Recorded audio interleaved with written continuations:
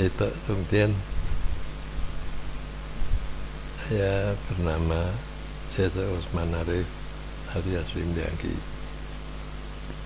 Saya akan melanjutkan pembahasan tentang belajar filsafat. Pembahasan yang lalu saya membicarakan syarat berdirinya negara, yaitu ada wilayah, ada penduduk, ada pemerintahan, dan ada ideologi. Ya. Sekarang kesempatan ini saya akan membahas peran pemerintah di dalam pembangunan negara.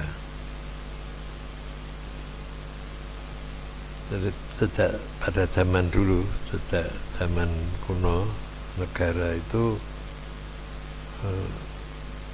sudah ada, tetapi wilayahnya kecil, ya. Jadi negara-negara itu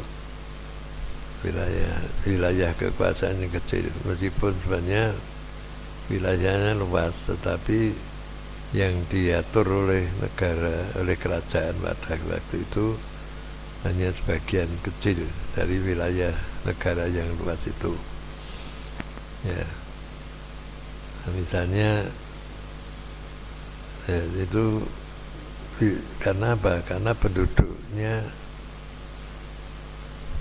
tersebar di berbagai wilayah negara, ya, berbagai wilayah, dan kerajaannya menduduki satu tempat yang sudah baik, ya, sudah teratur. Di situ ada prajurit, ada pegawai pemerintah, ya, ada rakyat yang sudah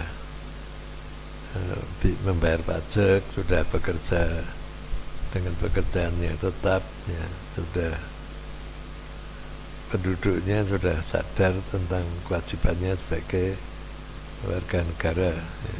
Maka wilayah kekuasaan raja itu masih sedikit. Setelah raja itu berkuasa turun-temurun,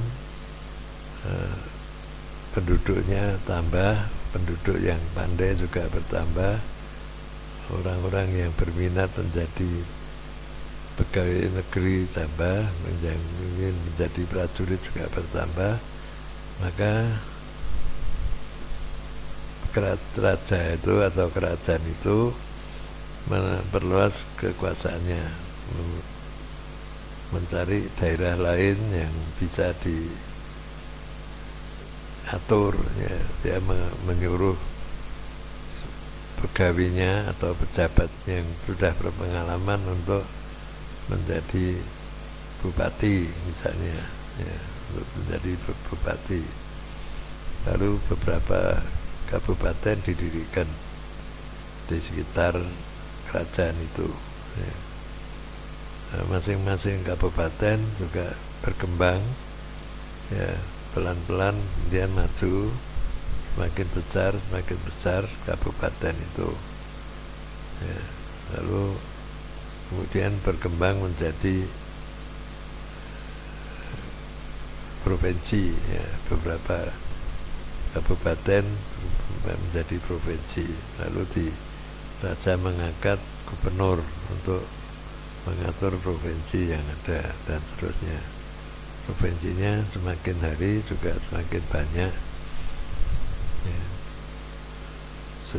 sesuai dengan perkembangan bertambahnya kabupaten-kabupaten baru, ya.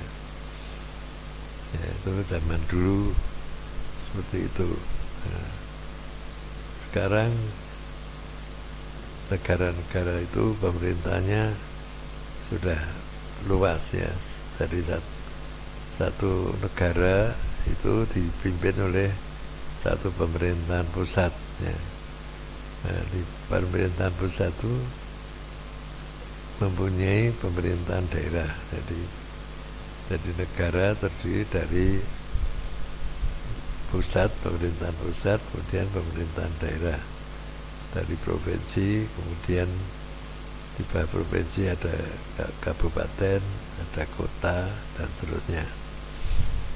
Ya. Sekarang pemerintahan pusat itu dibantu oleh pemerintah daerah, maka pemerintahan daerah itu punya peranan besar dalam membangun, ya, dalam memimpin rakyatnya.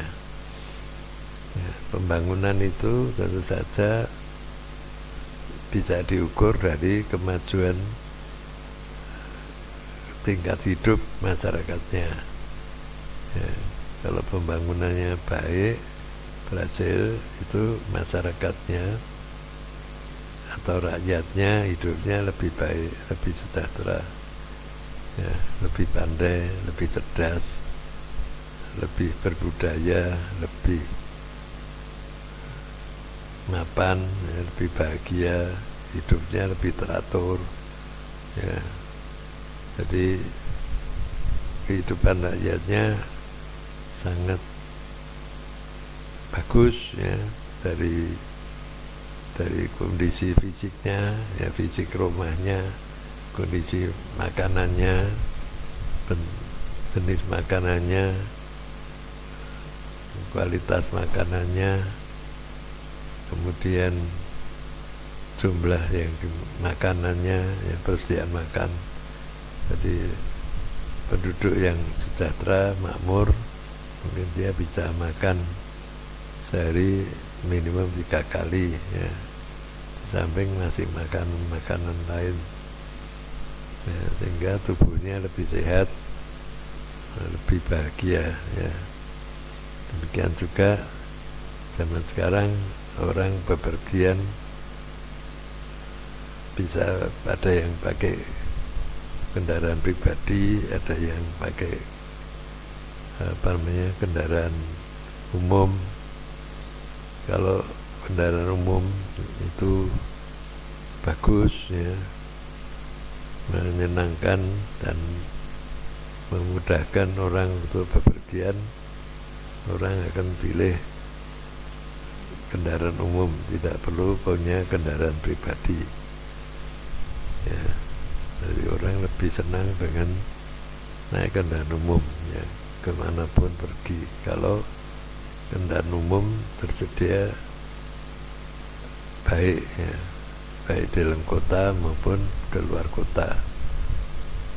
Ada kereta api, ada pesawat, ada bis, ya, dan sebagainya. Semuanya kalau tersedia baik, nyaman, ya, dinai nyaman, ya, tidak berebut, ya, tempat duduk dan sebagainya, semuanya itu sudah teratur, rapi, ya, bersih, ya, maka orang akan senang bepergian dengan kendaraan umum,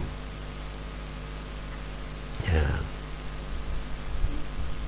Mungkin juga ada orang yang terpaksa mempunyai kendaraan pribadi, ya, karena alasan-alasan tertentu, dan mungkin orangnya juga punya kekayaan yang berlebih dan dia baru berpikir untuk punya kendaraan pribadi.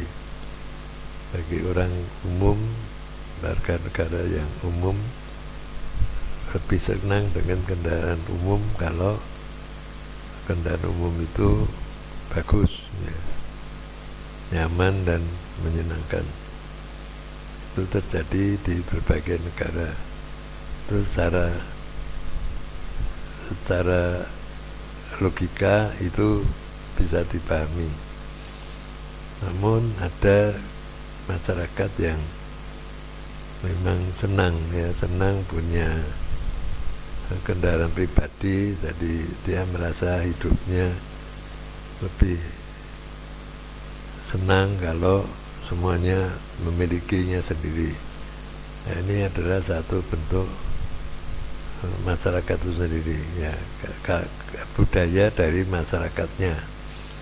Ada budaya masyarakat modern tapi masih mengikuti arus dari budaya-budaya lama yang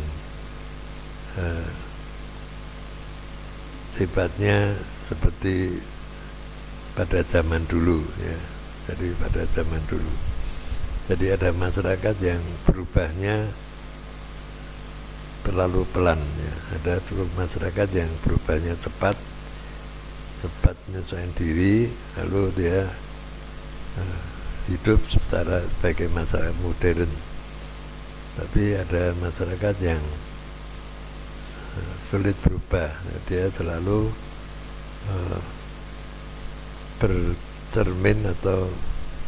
bercermin pada masa lampau ya. Jadi orang yang zaman dulu, kalau orang kaya bergengsi ya, bentuk rumahnya tertentu khusus, memberikan kesan bahwa itu adalah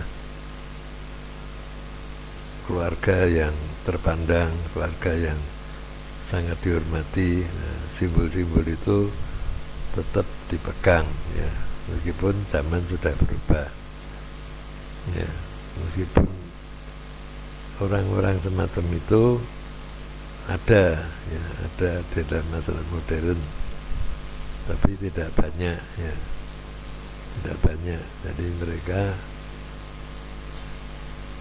mungkin pada masa lalu hidupnya sangat menderita ya,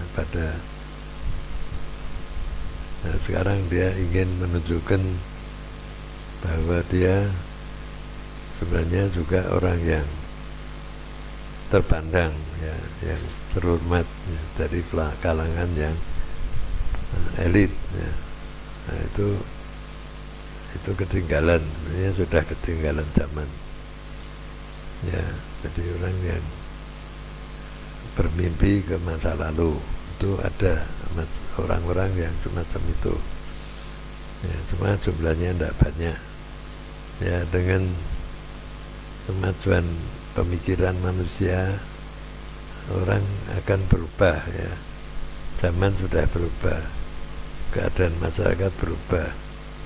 Nah, kita kalau tidak berubah, kita justru akan ketinggalan ya. Jadi orang lebih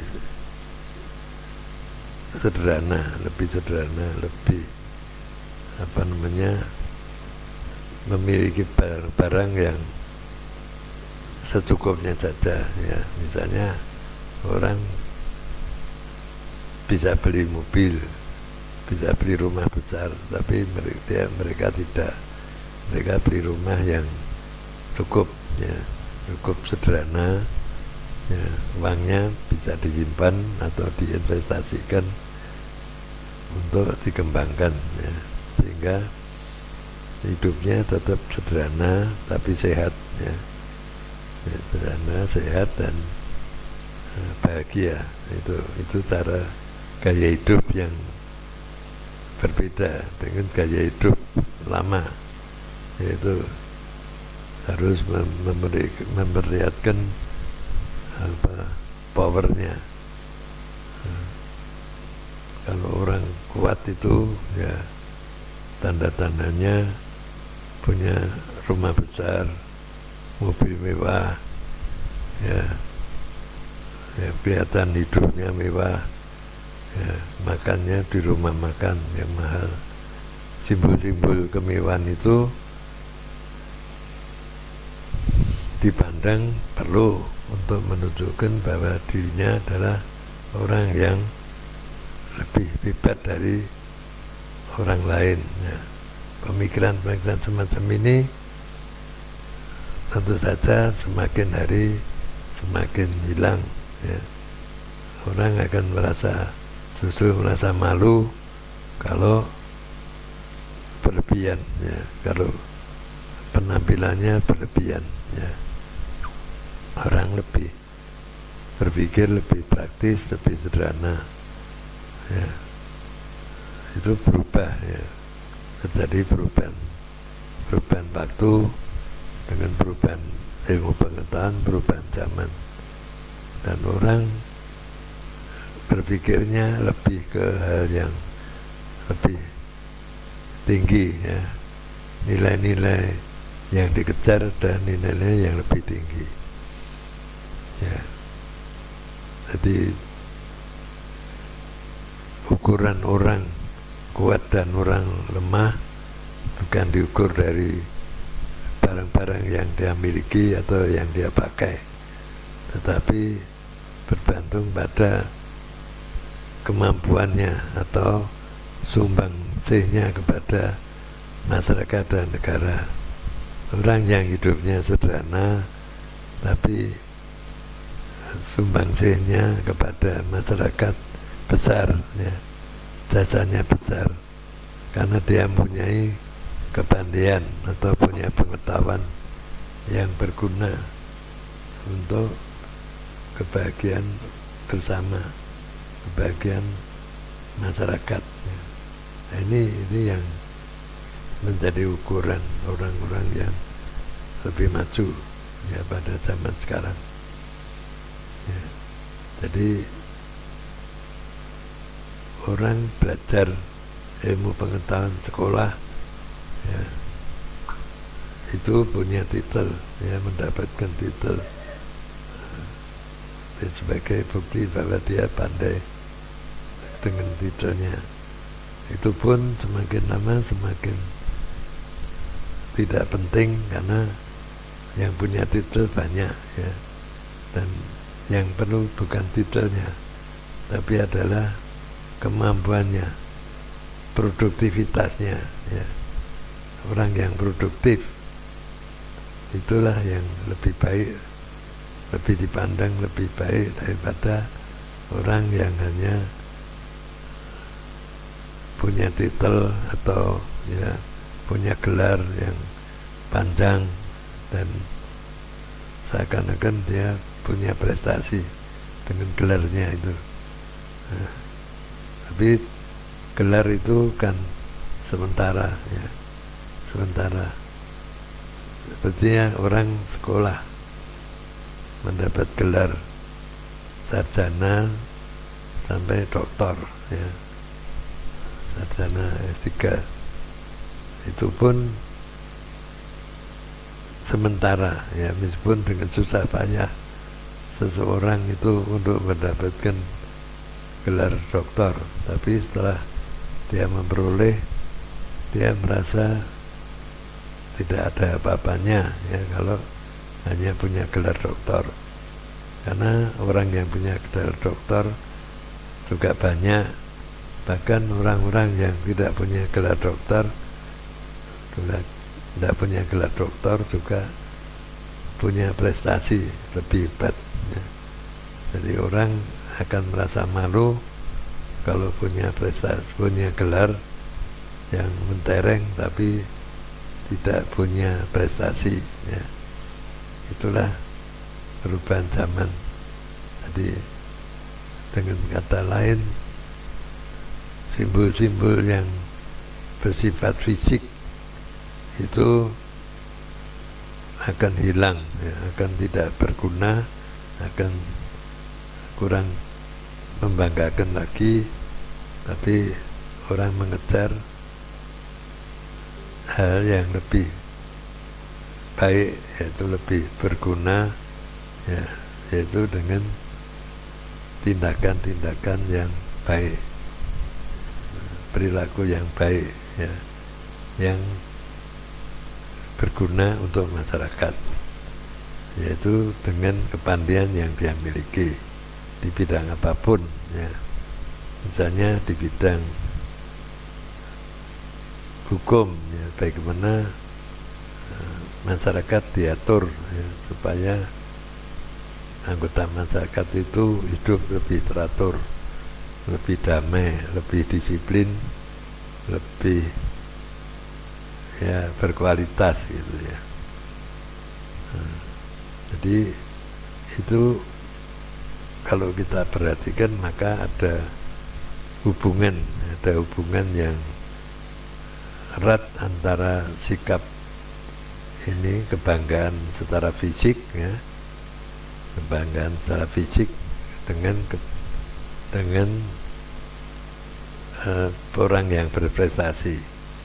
Kalau masyarakat masih berpikir tentang kebanggaan yang fisik, maka masyarakat itu ketinggalan. Ya, biasanya masyarakat yang masih membanggakan kelebihan fisik itu, ya itu masyarakatnya tidak tentram. Ya, masyarakatnya biasanya banyak kejahatan, banyak kerusuhan, ya, banyak hal yang negatif terjadi.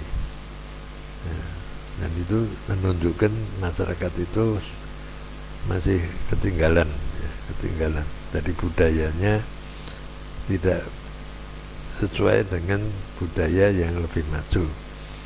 Masyarakat yang lebih maju, ya, budayanya lebih tinggi, mereka tidak menonjolkan kehebatan secara fisik atau simbol-simbol fisik, tapi mereka lebih banyak mencari hal yang lebih bagus, yaitu dengan perbuatan-perbuatan yang lebih positif, lebih bermanfaat, ya. Mereka lebih kreatif dan lebih bisa dihargai. Hal itu bisa dilihat dari misalnya dari film-film atau cerita-cerita yang diproduksi atau yang dihasilkan oleh masyarakatnya. Masyarakat yang sudah maju, ya di situ orang-orangnya atau tokoh-tokoh dalam cerita itu menggambarkan orang yang bijaksana, yang penuh pengertian untuk membantu orang lain, untuk berkorban bagi orang lain, tidak egois, ya, tidak mudah bercekcok karena masalah kecil, ya. Jadi mereka bisa memaafkan hal yang kecil, kesalahan yang kecil dari orang lain bisa dimaafkan. Dalam keluarga juga tenang, damai. Ini berbeda dengan negara-negara berkembang atau masyarakat yang masih berkembang. Produk filmnya ya penuh dengan kekerasan, penuh dengan adu kekuatan, ya, dengan kekejaman dan sebagainya. Dan hal itu sebenarnya sudah tidak terjadi di zaman sekarang. Mungkin itu terjadi pada masa lampau, dan masa sekarang harus dikasih contoh. Masyarakat sekarang ini diberi contoh perilaku-perilaku yang lebih positif. Bagaimana bisa mengalah, ya, untuk hal yang